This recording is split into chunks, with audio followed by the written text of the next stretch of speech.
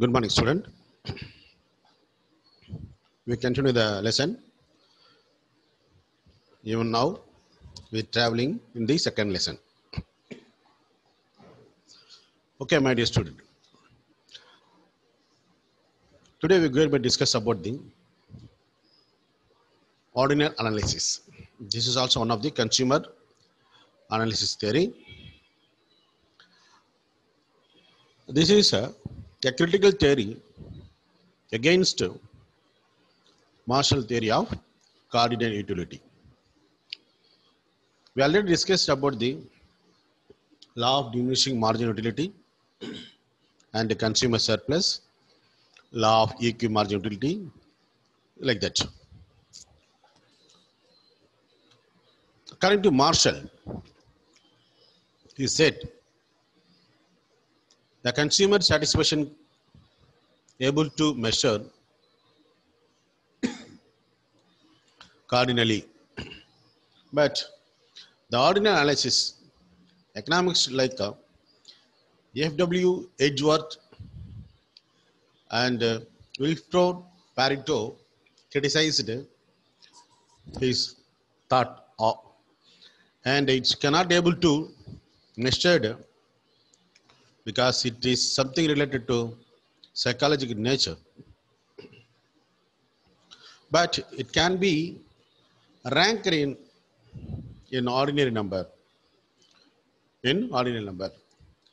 அதாவது மனிதர்கள் ஒரு பொருளில் இருந்து கிடைக்கின்ற பயன்பாட்டை உணர முடியுமே ஒழிய அதை 1, 2, 3 என்று பிரித்து சாட்டிஸ்ஃபேக்ஷன் சொல்ல முடியாதுன்னு சொல்றாங்க. ஓகேங்களா? பட் என்னன்னு சொல்லலாம், பட் இவங்களை பொறுத்து என்ன சொல்றாங்க, அது ஆர்டினல் ரேங்க் பண்ணலாம்.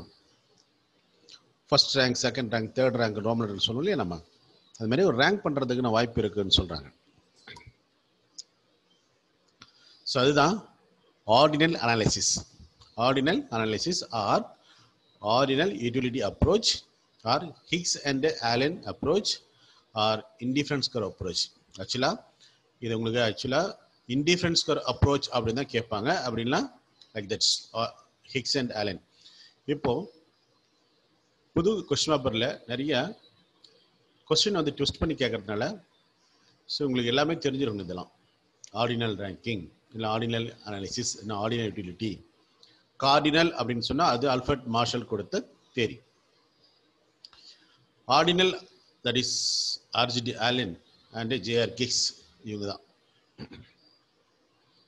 புரியுங்களா? இது 1 மார்க்கில் கண்டிப்பாக கேட்பாங்க. Indifference curve analysis was introduced by or developed பைன்னு கேட்பாங்க. இவங்க 2 பேர் தான் எழுதணும், ஹிக்ஸ் அண்ட் ஆலன்.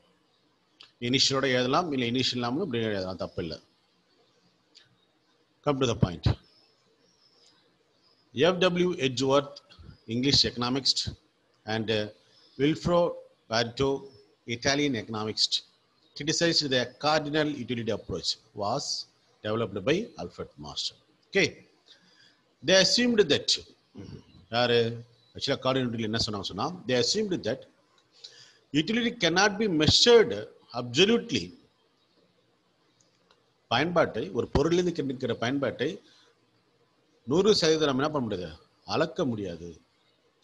பட் அதே நேரத்தில் can be compared or ranked or ordered by ordinal numbers such as 1, 2, 3 like this.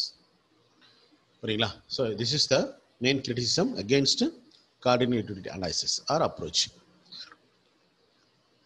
Okay, this is the first term given by these people, and this was further modified by and developed by Edgeworth indifference curve approach in 1881, and this is further developed by in 1906 Wilfred Pareto modified the Edgeworth approach called Edgeworth approach.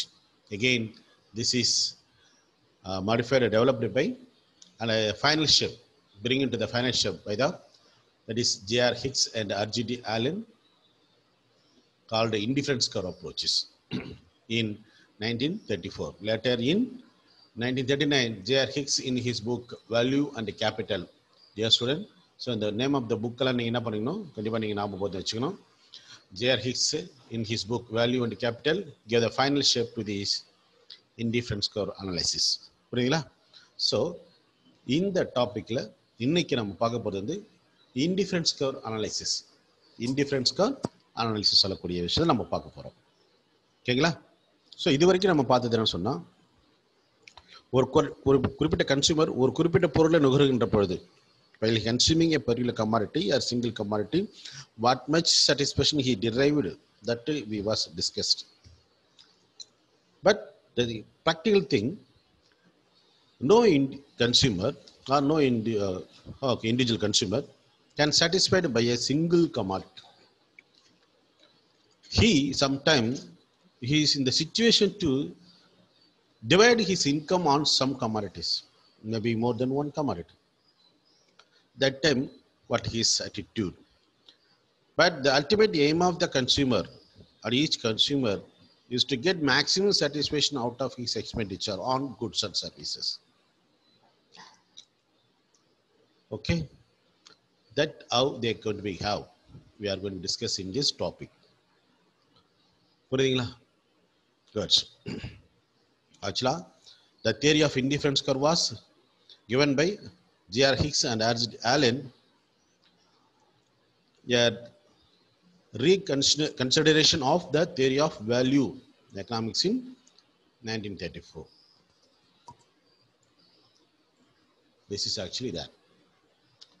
இதை highlight பண்ணியிருப்பாங்க புக்கில், page number 43. So இதை நீங்கள் வந்து கண்டிப்பாக நீங்கள் வந்து note பண்ணி வச்சுக்கிட்டு ஞாபகம் வச்சுக்கணும். ஓகேங்களா? பாடம் நடத்தும் போது ஆல்ரெடி உங்களுக்கு சொல்லியிருக்கிறேன், have a notebook or class or notebook of economics.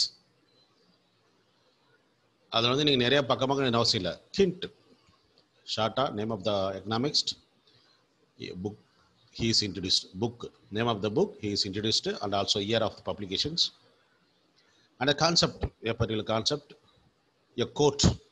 These things are needed to take it down. புரியுங்களா? எல்லாத்தையும் நீங்கள் ஞாபகம் வச்சுக்கணும். புரியுங்களா? ஓகே, சும்மா அப்படியே ஹெட்ஃபோனை காதில் மாட்டிட்டு செல்ஃபோனை பார்த்துங்கிறதுனால ஒன்றும் பிரயோஜனம் கிடையாது. Have a notebook with pencil or pen comfortable for you. Sit in a comfortable place without any disturbance. Listen the subject, because economics is not a simple one. It's a beautiful subject. At the same time, you must give full concentration over the concept. This is practical also. Okay. Next we are going to see the scale of preference. Scale அளவு அர்த்தம். எந்த அளவுக்கு எந்த பொருளுக்கு முக்கியத்துவம் கொடுக்க போறோம் அப்படின்னு சொல்லலாம். ஜெனரலா நான் சொல்றேன். இப்போ நான் லெசனுக்குள்ள போல the scale of preference. இப்போ வீட்டில் அப்பா அம்மா இருக்கிறாங்க, பட் அப்பா அம்மா பொறுத்த வரைக்கும் எல்லா சில்ட்ரன்ஸுக்கும் ஒரே மாதிரி தான் கான்ட்ராக்ஷன் கொடுப்பாங்க. நீங்கள் ஸ்கூலில் எடுத்துக்கோங்க, எக்ஸாம்பிள் எடுத்துக்கோங்க. எக்ஸாம்பிள் உங்களுக்கு ஸ்கூலில் உங்களுக்கு வந்து நிறைய ஸ்டூடெண்ட்டு தெரியும். அஃப்கோர்ஸ் உங்கள் கிளாஸ் ஸ்டூடெண்ட் எல்லாத்துமே நீங்கள் ஃப்ரெண்ட்லியாக இருக்கிறீங்க. ஒரு 5 or 3 மேபி நீங்கள் ஃப்ரெண்ட்லியாக இருக்கலாம். அப்படி அமாங் த 3 people கூட பார்த்துக்கணும்னு சொன்னால், you may have your more attention with some 1 or 2 girl or boy. அப்போ நான் you give more attention to, you give more preference. வீட்டில் ஸ்நாக்ஸ் எடுத்துருந்தோம், அவங்க மட்டும் தெரியாமல் கொடுக்குது, நீ மட்டும் சாப்பிடு அப்படின்னு சொல்லிட்டு. அப்படி தானே? மோர் ஃப்ரெண்டுன்னு சொல்லுங்க இல்லையா? அப்போ even though you said you have a list of friend, even though you have a list of friend, among them one he and one who have a very good that is relation with you, you may give a special attention to the persons. That is the scale of preference to whom. இது ஒரு example. இல்லைன்னா இன்னொரு example சொல்லலாம். இல்லை sir, நான் என்னோட 5 ஸ்டூடெண்ட்டையும் 5 கண்ணு மாதிரி தான் பார்த்துக்கிறேன், ப்ராக்டிக்கலாக அப்ளிகபிள் இல்லைல்ல. ஓகே, ஒரு நீங்கள் 100 rupees வச்சுருக்குன்னு வச்சுங்களேன். என்ன செலவு பண்ணுவீங்க? டக்குன்னு நம்மளால பிரியாணின்னு சொல்லுவான், நம்மளால சாக்லேட் சொல்லுவான். செலவாங்க 100 ரூபாய்க்குமே சாக்லேட் சாப்பிடுவீங்க. அப்போ ஒரு list of demand is there. ஒரு பக்கம் ஒரு லிஸ்ட் ஆஃப், கண்டிப்பாக பேப்பர் பென்னு சொல்ல மாட்டான். நம்மளால இப்படி சொல்லிட்டேன்னா அப்புறம் அவ்வளோதான், இந்தியா தெரிஞ்சிடும். அப்படி தானே? 100 வச்சுருந்தா உடனே எப்படி இப்படி உடனே மார்க்கெட் போய் எப்படி யாரும் செலவு பண்ணி ஆகணும், ஒன்று பச்சை கடைக்கு போகணும், இல்லை பானிபூரி கடைக்கு போகணும், இல்லை பிரியாணி கடைக்கு போகணும், அப்படிதான் யோசிப்பான். அப்படி கிடையாது. அப்போது you have to list out your demand, என்னென்ன வாங்கணும், பொருள் வாங்கணும் சொல்லிட்டு. ஓகே, எக்ஸாம் ஆரம்பிக்கும் போது அதனால் வந்து நல்ல ஒரு பேட் வாங்கி வச்சுக்குவோம், இல்லை நல்ல ஒரு பென் வாங்கி வச்சுக்குவோம். அஃப்கோர்ஸ் ஒரு ஸ்டடி மெட்டீரியல் என்ன ஜெராக்ஸ் போட்டு வச்சுக்கலாமா அப்படின்னு சொல்லிட்டு ஒரு ஸ்டடி எஜுகேட்டட் சம்மந்தமாக ஒரு பொருள் எஜுகேஷன் சம்மந்தமாக. அப்புறம் இல்லை நம்ம வந்து கேர்ள் ஆர் பாய் அவங்க ஒரு லிஸ்ட் இருக்கும். அப்போ அந்த லிஸ்ட்டில் அந்த 100 rupees எது ஃபஸ்ட்டு செலவு பண்ணுறான்னு சொல்லலாம், தட் இஸ் ப்ரிஃபரன்ஸ். சரிங்களா? That's come to the point. லெசனுக்கு வாங்க. இப்போ scale of preference. A rational consumer usually prefer the combination of goods which give him maximum level of satisfaction. புரியுதா? அது ரேஷனல் கன்சியூமர்னா ஒன்றும் கிடையாது. ஒரு நிலையான, ஒரு நடுநிலையான, ஒரு நியாயமான, ஒரு புத்திசாலித்தனமான ஒரு கன்சியூமர் என்ன பண்ணுறாருன்னா, 2 பொருள் வாங்குறாருன்னு வச்சுக்கலாம், 2 பொருள்லேருந்து மேக்ஸிமம் சாட்டிஸ்ஃபேக்ஷன் தான் அவருக்கு கிடைக்கணும் அப்படின்னு நினைப்பார். இப்போது கடைக்கு போகிறார், ஆப்பிள் ஆரஞ்சு வாங்க போகிறாரு. ஆப்பிள் ரேட் அதிகம், ஆரஞ்சு ரேட் கொஞ்சம் கம்மி, ஓகேவா வச்சுக்கலாங்க. அப்போது ஆப்பிளுக்கு கொஞ்சம் பணம் அதிகமாக போடலாம், ஆரஞ்சுக்கு கொஞ்சம் கம்மியாக போடலாம். பட் ரெண்டுலேருந்து கிடைக்கிற சாட்டிஸ்ஃபேக்ஷன், இவ்வளோ ஆரஞ்சு தான் வேணும், இவ்வளோ ஆப்பிள் தான் வேணும், அவர் டிசைட் பண்ணி வச்சிருப்பார் இல்லையா? ஸோ லைக் தட், அந்த மாதிரி அவர் வாங்குவார். He distributing the income accordingly he preferred to buy the both the commodity what he's already planned. Okay, thus the consumer can arrange goods and their combination in order of their satisfaction. இப்போ என்ன சொல்கிறாங்கன்னா, அப்போ என்ன பண்ணுவார் கன்சியூமரை, okay 2 apple வாங்கலாம், ஒரு 5 orange வாங்கலாம், இந்த ப்ரைஸில் இருந்துச்சுன்னு சொன்னால் மேபி அடுத்தடுத்து பண்ணும்போது என்ன சொன்னால், அந்த இதில் law of diminishing margin apply ஆகுன்றது வேறு இல்லையா? அடுத்தடுத்து அவர் வாங்கும்போது arrange a set of combinations. நம்ம டேபிள் கலர் இருக்கும் பார்க்கலாம். அப்போ ஒரு set of different set of என்ன பண்ணுறாரு, 1 2 3 ரேங்க் பண்ணி பண்ணுறாரு. அந்த ரேங்க்கில் but each rank give equal satisfactions, get equal satisfaction, but among them he may choose any one, maybe 5 option irukka avurku, 5 set of options irukka avurku. and the 5 set of option la edho one choose panna poraru avaru, there he gets maximum satisfactions. Satisfaction is arranged, actually enna solrana, such satisfaction arrangement of combination of goods in order of level of satisfaction is called a scale of preference. அந்த அரேஞ்ச்மெண்ட்ல இருந்து கிடைக்கிற satisfaction தான் சொல்ல scale of preference சொல்றது. புரியுங்களா? That's all. Scale of preference ஒன்றும் கிடையாது, ஒரு குறிப்பிட்ட பொருள்ல இருந்து எந்த அளவுக்கு சாட்டிஸ்ஃபேக்ஷன் எதிர்பார்க்குறாரு அது அதுக்கான அரேஞ்ச்மெண்ட் தான் ஸ்கேல் ஆஃப் ப்ரிஃபரன்ஸ் சொல்றது. புரியுதா? That's all. Next we go for the actual. ஆக்சுவலாக நம்ம என்ன படிச்சுட்டு இருக்கோம்னா, இது ஒரு 5 mark question. Indifference curve analysis. Indifference curve analysis தான் படிச்சுட்டு இருக்கிறோம். Assumption. The consumer is rational and his aim is to derive maximum satisfaction. First line நான் படிச்சிருக்கிறேன். இப்போ ஆக்சுவலாக இந்த மவுஸை தொட்டாலே இங்கே ஒரு விண்டோ ஓப்பன் ஆகுது, அதனால தான் மவுஸ் தொடாமல் நான் படிச்சுட்டு இருக்கேன் சில நேரத்தில். ஓகேங்களா? கட்ஸ் அப்படியே மவுஸ் அப்படியே வச்சிடுறேன். The consumer is, first line படிச்சிட்டு இருக்கேன். The consumer is rational and his aim is to derive maximum satisfaction. Okay? First assumption. Utility cannot be cardinally measured but can be ranked or compared or ordered by ordinal numbers such as 1, 2, 3 and so on. The indifference curve approach is based on the concept of diminishing marginal rate of substitution. ஓகேங்களா? the diminishing marginal rate of substitution உங்களுக்கு already தெரியும், படிச்சிருக்கோம் நம்ம. அது AB, அது apple orange 2 பொருள் இருக்கும்போது அவர் apple அதிகமாக வாங்கணும்னு நினைச்சாருன்னா ஆரஞ்சோட எண்ணிக்கை குறைப்பார். இது எண்ணிக்கை அடிப்படையில் இல்லை, அவர் ஆப்பிள் அதிகமாக ஆசைப்படுறாருன்னா ஆப்பிளுக்கு அதிகமான பணமும் ஆரஞ்சு கம்மியான பணமும் அலோகேட் பண்ணுவார். இதுதான் சிம்பிளாக சொன்னால் diminishing marginal rate of substitution சொல்கிறது.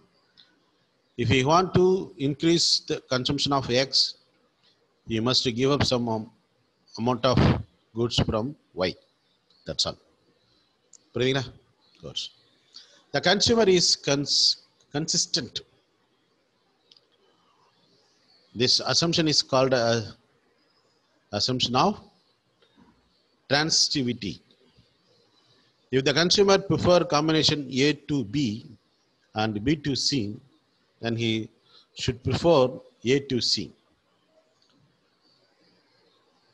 If A is greater than B and B is greater than C, then A is greater than C. Okay, this is the assumption. Next we go for the watch indifference curve schedule. Indifference schedule சொன்னா அதாவது ஒரு table காலம் இது. இந்த table காலத்தில் ஒரு பக்கம் price கொடுத்துருப்பாங்க, தட் இஸ் யூட்டிலிட்டின்னு மெஷர் பண்ணிருப்பாங்க. அதை இன்னொரு பக்கம் ஒன்று அடுத்த இதில் பார்த்தீங்கன்னு சொன்னால் உங்களுக்கு குட்ஸ் பர்ச்சேஸ்டு, அது ஆரஞ்சு, தட் இஸ் ஆப்பிள் அப்படின்னு மெஷர் பண்ணியிருக்கலாம். ஓகேங்களா? Goods. An indifference curve, that is schedule, an indifference schedule may be defined as a schedule of various combination. Schedule of various combination 1, combination 2, combination 3, like that. நான் ஷெட்யூலில் நாங்கள் show பண்ணுறேன், அப்போ தெரியும் உங்களுக்கு. இப்போ லிசன் பண்ணுங்க. An indifference schedule may be defined as a schedule of various combination of two commodities which will give the same level of satisfaction. அதாவது combination 1, 2, 3 அப்படி இருந்தாலும் கூட ஒவ்வொரு காம்பினேஷன் அவருக்கு சமமான ஒரு பயன்பாடு தான் கிடைக்குது. In other words, indifference schedule is the table which shows the different combination of two goods that give equal satisfaction to the consumer. புரியுதுங்களா? நீங்க the second point நீங்க என்ன எழுதலாம்? first point or second point? What is indifference schedule கேட்டாங்கன்னா you may write இது எதெல்லாம் ஒன்று எழுதலாம், நோ ப்ராப்ளம். இது first point or second point எதனா எழுதலாம். இன் அதர் வேர்ட்ஸ் விட்டுடணும் எழுதணும்னா. சப்போஸ் டோட்டல் ரெண்டு எழுதுனா இன் அதர் வேர்ட்ஸ் வார்த்தை சேர்த்து எழுதலாம். இல்லை நான் ஃபர்ஸ்ட் பாயிண்ட் மட்டும் தான் இது ரொம்ப புரியுது எனக்கு, இல்லை செகண்ட் பாயிண்ட் தான் ரொம்ப புரியுதுன்னு சொன்னால் செகண்ட் பாயிண்ட் எழுதும்போது இது எடுத்துடணும். அண்ட் அப்படி சேர்த்து இந்த இடத்துல. ஓகேங்களா? Good. This is the indifference schedule apple orange. Okay, இந்த ஆப்பிள் ஆரஞ்சு பாருங்க. ஸோ அதில் வேரியஸ் காம்பினேஷன்ஸ் இருக்கு, ஒரு 5 காம்பினேஷன்ஸ் இருக்கு. ஆப்பிள் 1 கன்சியூம் பண்ணும்போது watch apple 2, apple 3, apple 4 and apple 5. So apple 1 consume பண்ணும்போது they can able to purchase or buy 20 unit of orange or number of orange. While he increasing the number of apple, he must give up some unit from the orange. It is continuous like this. So we're going to have the points like R, S, T, U, V. This is actually not in the schedule. Take the book, page number 44. In the top, you have the schedule. This is a new book. Actually, I was prepared the lesson from the old book. Okay, nothing wrong. There is no any differences more. If you have the book, I hope all you have the book. Please say the book. So these are the 5 set of combination they are having. Okay, so this is a traveler statement of the indifference schedule with the different combination of two commodities which will give equal level of satisfaction to the consumer. Come to the point. The table has 5 combination of two commodities, apple and orange. Each of these combination give the consumer the same level of satisfaction without discrimination. Okay, in the schedule, the combinations are arranged in such a way that the consumer is indifferent among the combinations. Hence, this schedule is called the indifference schedule. Indifference between the among அதாவது ஒரு combination இருக்கு. First combination 1 apple 20, 5 apple 15 like that. ஒவ்வொரு combination பார்த்தீங்கன்னா ஒரு combination இன்னொரு combination indifferent ஆகிறதுனால So this is called indifference schedule. But and the amount of unit வேணா மாறலாம், but level of satisfaction he gets அதான் முக்கியம், சேமா இருக்குது. ஓகேங்களா? Good. So indifference curve. So this is the indifference curve. These are the combinations, 5 combinations. While consuming 1 apple and 20 orange, so the combinations called R. Like this, you have a set of combinations and make a line and join all these combination. You may have a IC curve, that is indifference curve. Good. Okay. An indifference curve is the locus of. Dear student, this is also one of the 2 mark question. What is an indifference curve? 2 mark question. You need not to draw this diagram while asking in 2 mark questions. Enough to write this line aloud. An indifference curve is the locus of all combination of commodities from which the consumer derives the same level of satisfactions. It is also called iso-utility curve or equal satisfaction curve. That's all. Indifference curve na enna? It is locus of different combination of 2 commodities which will give equal satisfaction to the consumer. இது வந்து பழைய புக்ல இருக்குது. இப்போ நான் சொன்னது வந்து பழைய புக்ல இருந்து, அது ஒரு 3 years before இந்த புக்ல இருந்த definitions. ஓகேங்களா? பட் இருந்தாலும் கூட அந்த indifference, what is indifference curve கிடானா you give the points. Good. This is the indifference curve. So where x-axis represent apple and y-axis represents, that is we measured on x-axis about apple and we measured in y-axis about oranges. Point R represent combination of 1 apple and 20 orange, and yes 2 apple and 15 orange, like that it is continue up to T. Okay. Here U, K, V points are obtained like this. இந்த மாதிரியும் இந்த point என்ன பண்றோமோ வந்து கிடைக்குது. Okay. Good.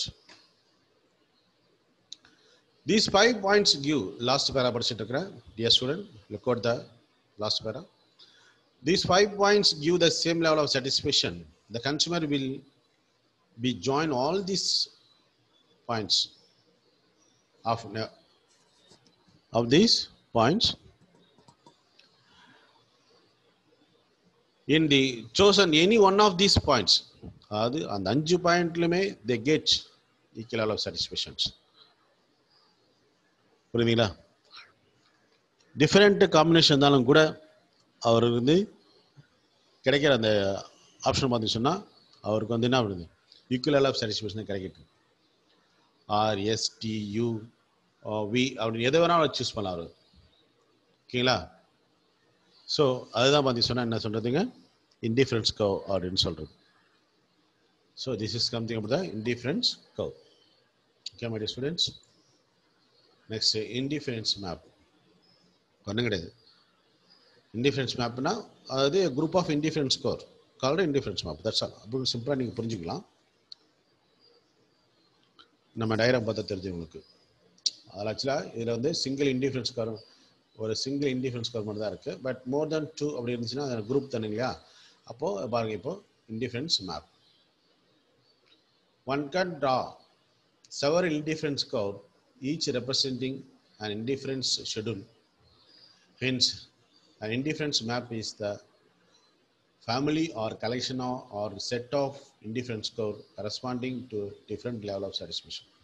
Appo a group of indifference curve which will give same level of satisfaction is called indifference map. Okay la?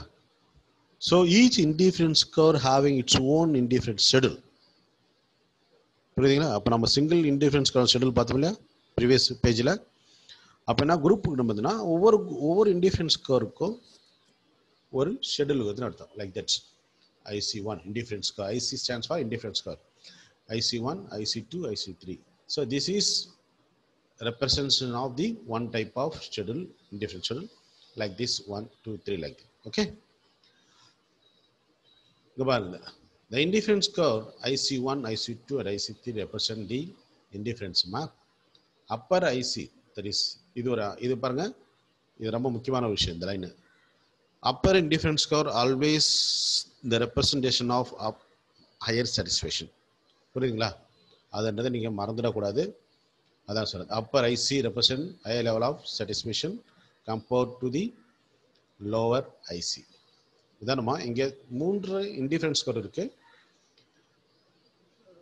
So indifference curve 1 எடுத்துட்டு சொன்னா இந்த எல்லா பாயிண்ட்லயுமே இருந்து கிடைக்கிற different combination they get maximum satisfaction, அதாவது equal satisfaction இருக்கு.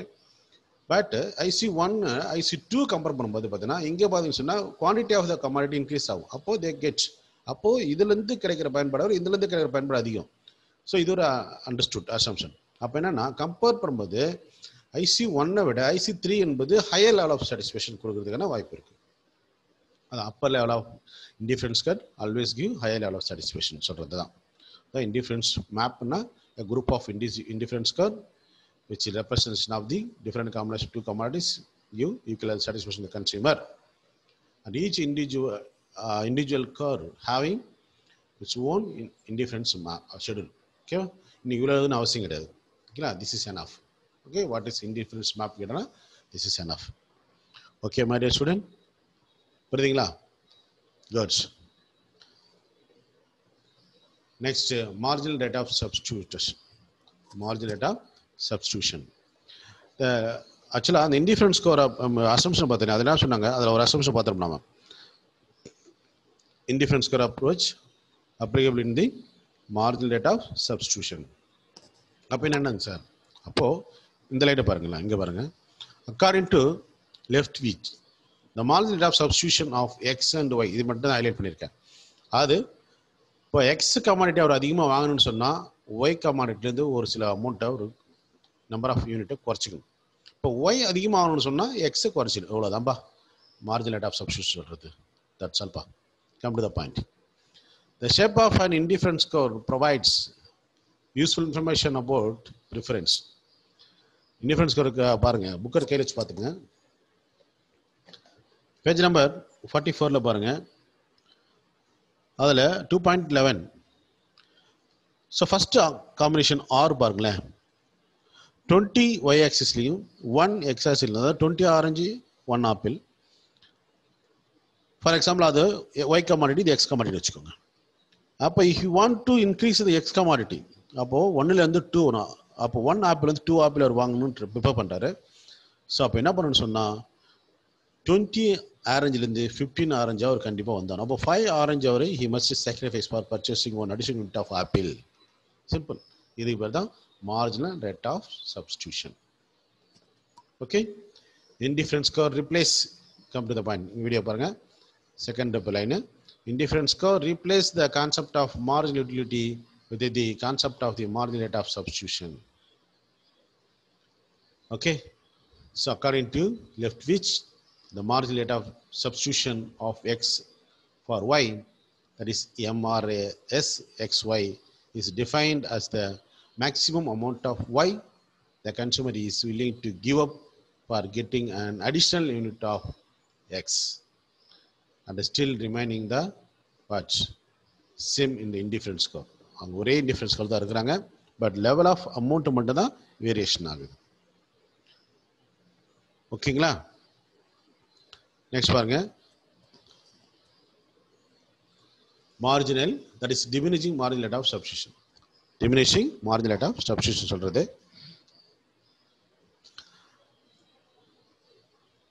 அதாவது ஒரு ஃபார்முலா கொடுத்துருக்கேன். Since explain the concept of diminishing marginal rate of substitution, why since y decreases as x increases. புரியுதா? அப்போ y கமாடிட்டியை இன்க்ரீஸ் பண்ணணும்னு சொன்னா, சாரி டிக்ரீஸ் ஆகிட்டு இருக்கு, இது குறைஞ்சிச்சு சொன்னால் எக்ஸ் கமாடிட்டி, அப்போ தான் வந்து காம்பினேஷன்ஸ் சரியாக இருக்கும். அதாவது உங்கள் வீட்டில் சமைக்கிறாங்க, ஏதோ ஓகே, ஒருத்தர் ஆம்லேட் கொடுத்துட்டாங்க, ஒரு முட்டை கொடுத்துட்டாங்கன்னு வச்சுங்களேன். ரெண்டுமே ஒரே ஒரு முட்டையிலேருந்து தான் வந்தது. பட் கொஞ்சம் ஆனியன் அதிகமாக இருக்கும் ஆம்லேட்டில். சார் அது நீங்கள் என்ன அவர் ஒரு முட்டை எனக்கு ஒரு ஆம்லேட்டான்னு கேட்கலாம். அப்போ என்ன பண்ணுவாங்க, ஒரு முட்டை வச்சுருக்கு, ஒரு அடிஷ்னலாக கொஞ்சம் ஒரு ஆஃப் முட்டை அப்படி கொடுக்கலாம். அந்தமாரி காம்பன்சேட் பண்ணுறது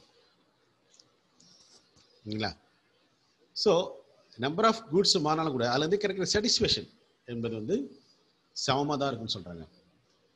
the changes in y is negative, that is minus y, minus change y. இந்த lambda question இல்லையா, இந்த எக்கனாமிக்ஸ் பொறுத்தவரைக்கும் வந்து சேஞ்ச் தான் சொல்லணும், minus change y. So the equation is MRS. MRS x for y ன்னு அர்த்தம். The x commodity y commodity அர்த்தம் is equal to change in y divided by change in x.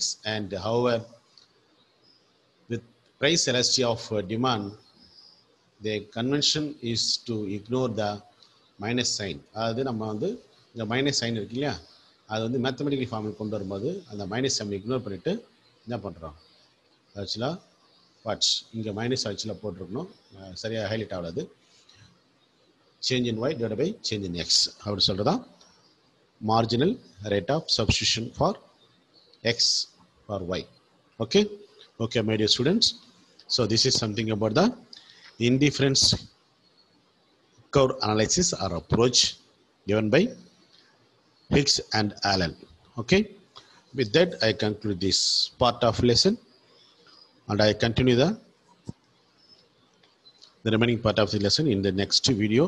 That is very important 5-mark question, properties of indifference curve. Properties of indifference curve and consumer equilibrium using by indifference curve பார்க்க சின்ன ஒரு பாட்டு தான் அது. Okay, okay, my dear student, take care. Go through the books very well. If you have any doubt, please ask me by phone. Okay, over phone, please. And already I told you many times, please avoid unwanted outing. Be safe. Read well.